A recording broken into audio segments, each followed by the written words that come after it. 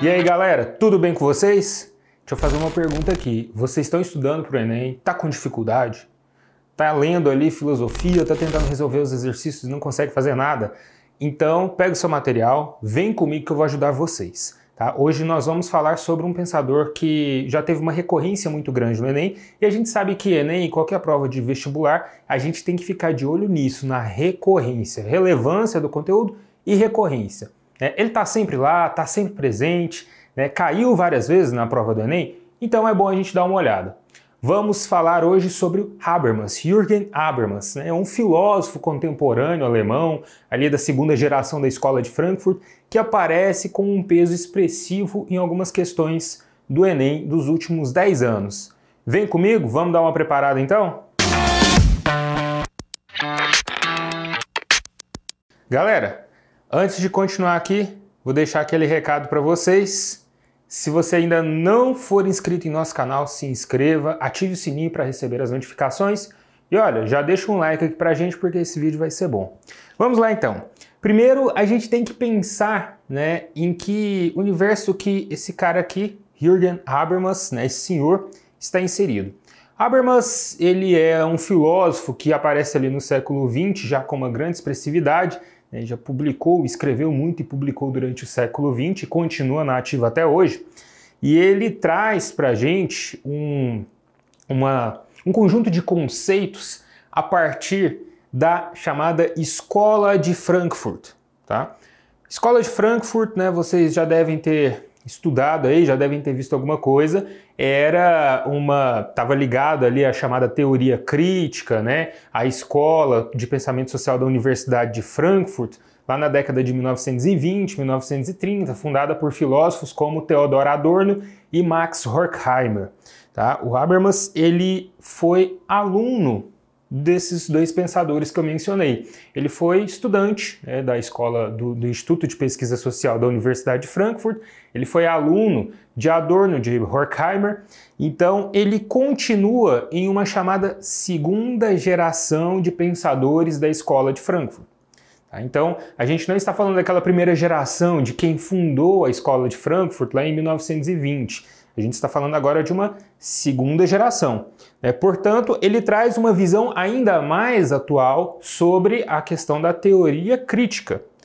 E a teoria crítica para Habermas, ela vai em um ponto muito diferente do que ia para os primeiros pensadores, porque ela está fortemente assentada na questão do discurso.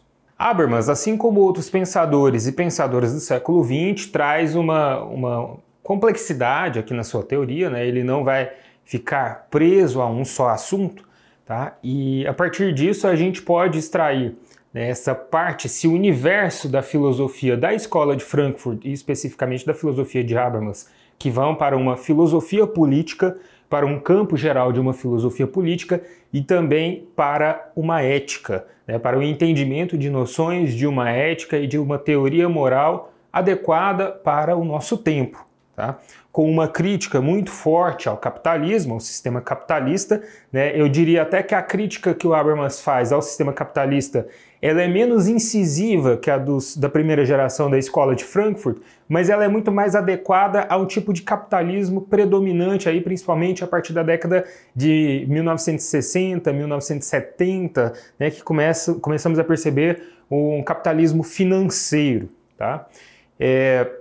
E Habermas ele aprofunda nessas questões éticas, fundamentando uma ética baseada no que ele chamou de ética do discurso, tá? Uma ética do discurso, tá bom? Ou uma teoria da ação comunicativa, que a gente também pode chamar de teoria do agir comunicativo. Ele percebeu que existem rupturas democráticas, principalmente, e políticas no século XX, que elas estão fundamentadas numa ética do discurso, tá? Num modo de entender a sociedade, de organizar a sociedade, de perceber a sociedade a partir da capacidade que as pessoas têm da fala e do falar e de expressar suas opiniões e suas ideias em sociedade. E a teoria da ação comunicativa é uma proposta de intervenção ética a partir disso. No entanto, é necessário perceber que, para que isso funcione, precisa haver uma sociedade com uma certa abertura democrática, né, que dê essa possibilidade de fala a todas as pessoas. Então, o cidadão ele passa a ser entendido não somente como aquele que participa da cidade, que toma parte da cidade politicamente, ou seja, aquele que vota, mas é também, ou que participa ativamente da política, né, que se candidata, mas é também aquela pessoa que pode falar e pode ser ouvida.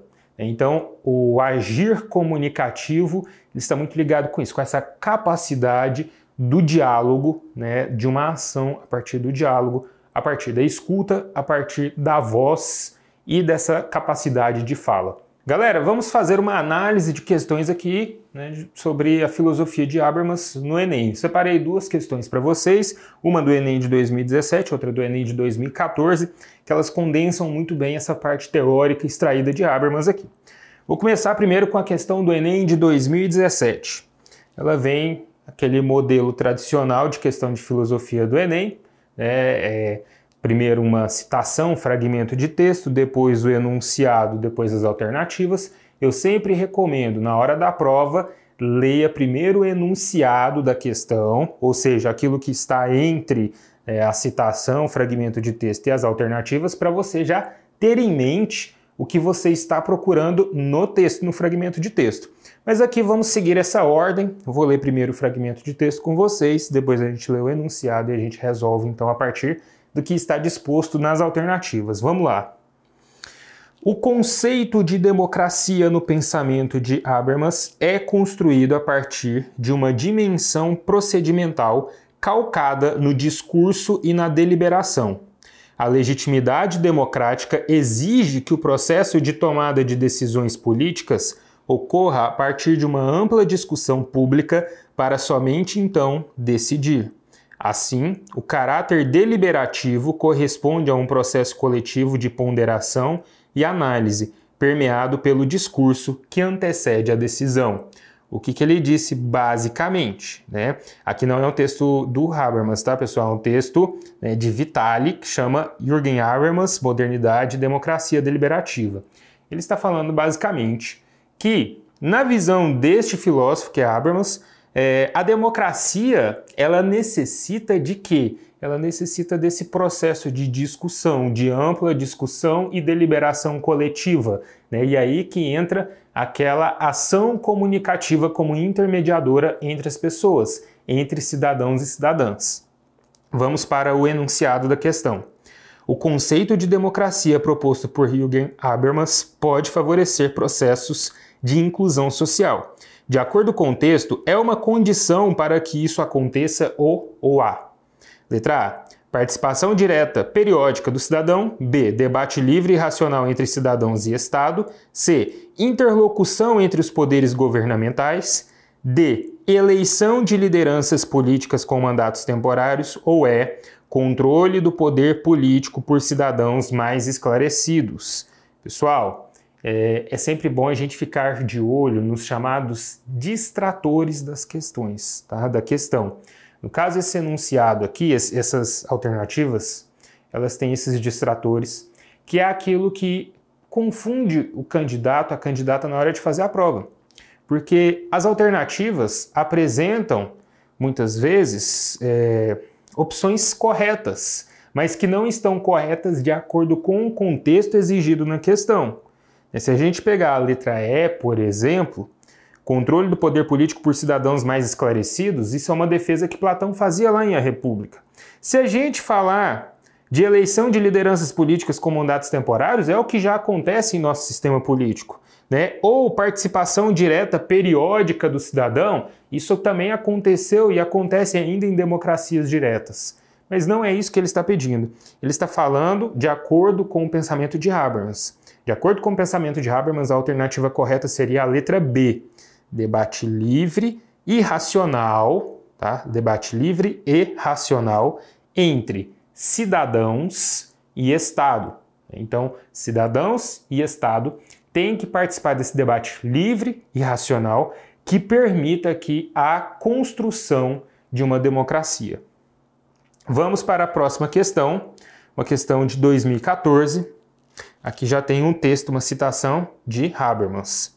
Ele diz: uma norma só deve pretender validez quando todos os que possam ser concernidos por ela cheguem ou possam chegar, enquanto participantes de um discurso prático, a um acordo quanto à validade dessa norma. Consciência moral e agir comunicativo é o título do livro de Habermas. Segundo Habermas, a validez de uma norma deve ser estabelecida pelo ou pela a. liberdade humana que consagra a vontade, b. razão comunicativa que requer um consenso, c. conhecimento filosófico que expressa a verdade, d. técnica científica que aumenta o poder do homem, ou é poder político que se concentra no sistema partidário. A alternativa correta, novamente, é a alternativa B. Habermas fala de uma razão comunicativa. Essa razão expressa a partir da capacidade comunicativa do ser humano e requer uma situação de consenso. A democracia para Habermas seria esse consenso através desse discurso, dessa teoria do discurso. Diferente, por exemplo, do conceito de democracia para outros filósofos, como o francês contemporâneo Jacques Rancière, que já fala que a democracia é o dissenso, é a discordância. Aqui para Habermas seria chegar a um consenso através do debate livre, racional e da razão comunicativa. Galera, é isso aí. Espero que eu tenha ajudado aí nos seus estudos, espero que você tenha encontrado aí uma ajuda, uma possibilidade maior a partir dessa videoaula. Tá? Não se esqueça, deixa o joinha aqui pra gente, se inscreva em nosso canal, tá? Ative o sininho para receber também notificações. E a gente está com um projeto bem bacana que são os podcasts lá no Spotify, no Deezer, no Google Podcasts. Então, se você quiser também dar uma olhadinha lá, ouve lá que tem um material muito bom. Valeu, galera, até mais!